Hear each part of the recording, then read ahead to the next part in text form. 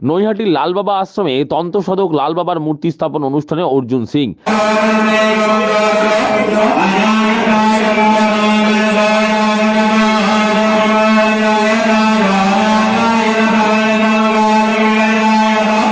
সাত দিন ধরে যজ্ঞ ও পূজা অর্চনার পর নৈহাটি পুরসভা ৩ নম্বর ওয়ার্ডের প্যাটারসন রোডে গঙ্গার তীরবর্তী আশ্রমে বৃহস্পতিবার তন্ত্র সাধক লালবাবার নতুন মূর্তি স্থাপন করা হলো।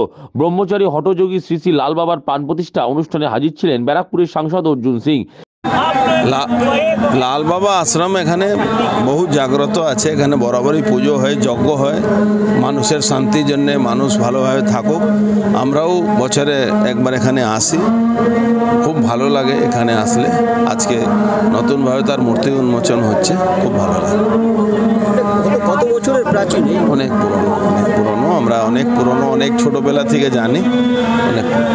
ইতিহাস বলছে সাধক লালবাবা ছিলেন তন্ত্র জগতের এক উজ্জ্বল নক্ষত্র। তিনি বিশালাকার বটগাছের নিচে তন্ত্র সাধনা করতেন। তাছাড়া মাটির নিচে সাধনাস্থলে বসেও তিনি ধ্যান করতেন। বাবার প্রাণ প্রতিষ্ঠান অনুষ্ঠানে এদিন হাজির ছিলেন আশ্রম কমিটির সদস্যরা এবং বাবার ভক্তরা।